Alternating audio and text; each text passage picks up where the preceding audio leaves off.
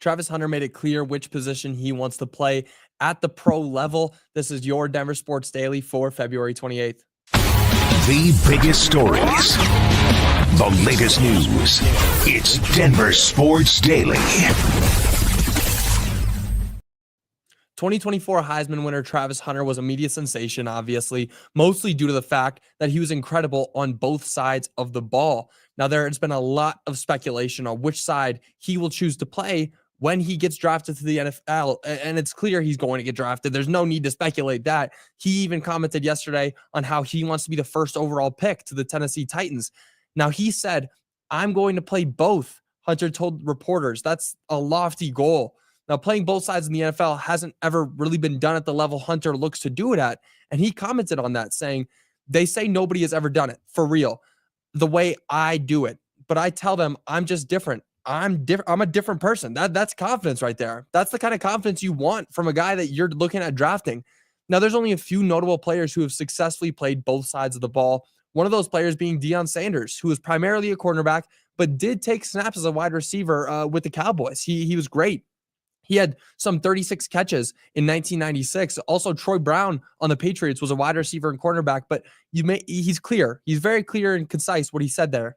Nobody's done it the way he wants to do it. He doesn't just want to be a guy who's a cornerback and sometimes takes snaps on the offense. He wants to be a guy who goes out there on both sides every single play. He wants to be that guy.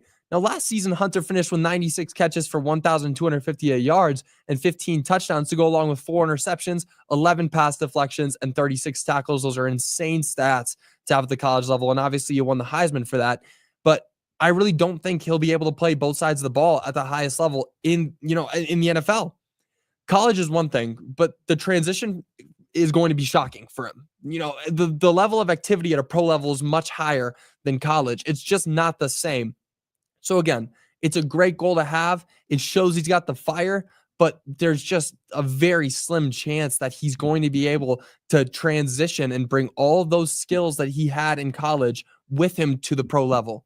It's very unlikely that it's going to happen. I want it to happen. I'd love to see him go off and get an interception, a pick six, and a touchdown, receiving touchdown in the same game. That would be insane. That would be incredible to watch, but it's just most likely not going to happen. There's not really players who do that. Again, I said Deion Sanders, Troy Brown, those guys, there's multiple guys who have played both sides of the ball and done it successfully, but he's on a mission to do something new, and honestly, I hope he does it. I just don't really see it happening. Now, moving on, the Nuggets took a loss to Milwaukee Bucks last night. Matchups between Nikola Jokic and Giannis Antetokounmpo are always must-see TV, but unfortunately this time, the Nuggets drew the short end of the stick. Giannis recorded 28 points and 19 rebounds, which led his team to a 121-112 win over the Denver Nuggets. Now, Nikola Jokic still performed at an insane level like he's been doing all season. He notched 32 points, 14 rebounds, and 10 assists for his 27th triple-double. That's insane. 32, 14, and 10. That's incredible numbers, and that's just a regular night for this guy. That's a loss. Other people do that, and it's the biggest win of their life. 32, 14, and 10, and Nikola Jokic is sitting here talking about how they lost last night. We're talking about how Nikola Jokic lost on that performance. Now, 6 Nuggets were in double figures for scoring, and the only starter who wasn't was Aaron Gordon, who had 9 points. Now, this is the only Nuggets loss, or the second Nuggets loss in February.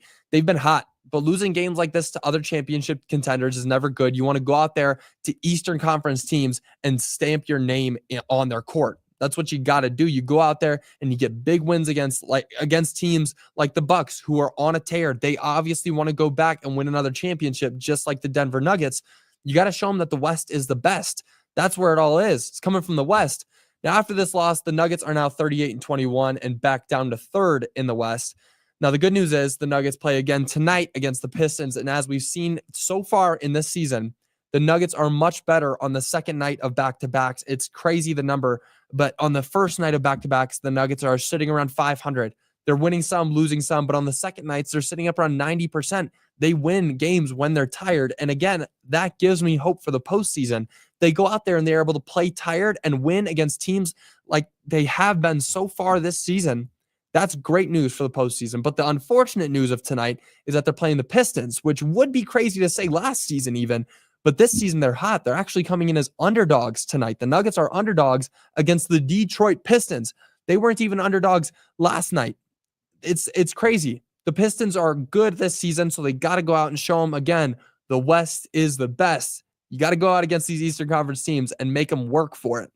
Now, it is an Avalanche game day tonight.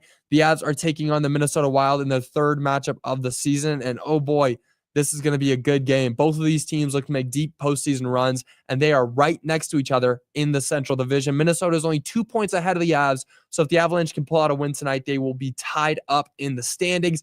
Huge game.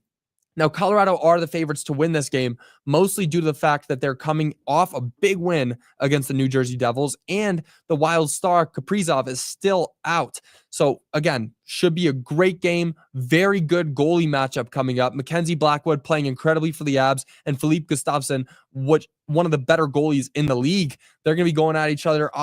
Minnesota versus Colorado. Honestly, it transcends each sport. They're always great matchups.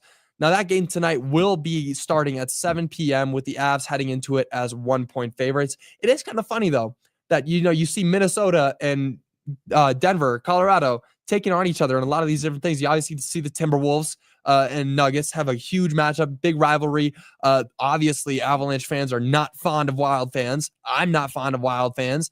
And then you look at other things, even in the NFL, when we are talking about, hey, maybe Sam Darnold could be the guy here to be a little bit of a transition guy for Bo Nix for the Broncos. And what happens? The Minnesota the Minnesota Vikings come and swoop him up. Same thing with JJ McCarthy. I was a big fan of JJ McCarthy. I wanted him here in Denver, and then the Vikings go and get him.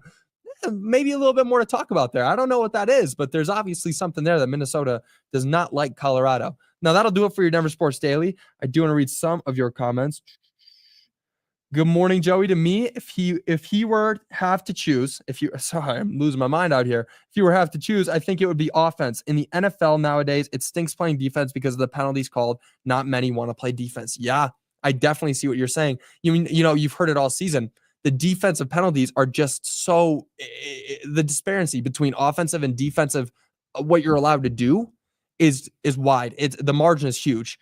It's unfortunate that it is going to turn people away from wanting to play defense, especially people like Travis Hunter, who's obviously an incredible defender. It would be a lot of fun to see what he could do as a cornerback full time. But again, I really agree with you. I think that he would have to probably choose offense. And especially after the season he had last season, his offensive game looks to be much better than his defensive game. Sure, 4 picks, 11 pass breakups, those are great stats. But his offensive game, the way he can create, the way he moves as a wide receiver, he will definitely tear it up in the NFL as a receiver. Let's see. I'm not a Nuggets fan, but I applaud raw talent when I see it on Jokic. And yeah, again, he transcends sports too. When I was just talking about transcending sport, he transcends sport. This guy, you don't have to be a Nuggets fan or a basketball fan even to notice what this guy is doing is crazy. There was a video on TikTok I actually saw about Hank Green. The guy he's a science, he talks about science and that kind of stuff. And he was just talking about Nikola Jokic and how this guy just pops up out of nowhere and he's crazy. This guy transcends sport. Everybody loves Nikola Jokic. What he's doing is just nuts. So you got to respect it when you see it. Now that'll do it for your Denver Sports Daily. I'll be back with you guys again on Monday, hopefully recapping a couple Nuggets and Avalanche wins. If they can get a win tonight, the Avalanche can get a win tonight, it's a whole new ball game. I really hope they do. But that'll do it for your Denver Sports Daily. I will see you guys on Monday. Until then, y'all have a great rest of your day and great weekend. Bye, y'all.